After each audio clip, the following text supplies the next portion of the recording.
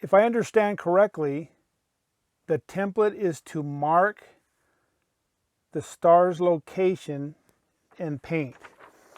Okay, this has been a little bit of confusion with people who are used to using other stencils where you put the stencil up and you just paint over it. You don't do that with this. For example, here is the Leo constellation, the Leo template. I don't know if we can see it, but it's got good size holes here. Let me put this paper behind it. You can see the holes. Well, you're not going to paint the constellation star that large.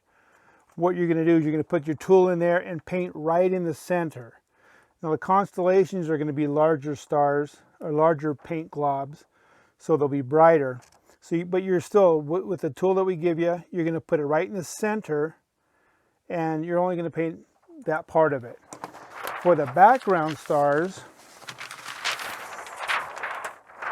you have, I don't know if you can see this.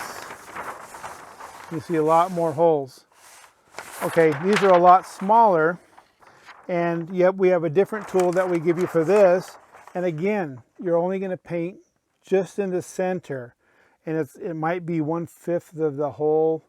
You're actually going to have maybe 13 or 14 different sizes of stars. So, but it's just right in the center, and that's it. So yeah, these are to help you put them in the right place, but these are not the size that you want.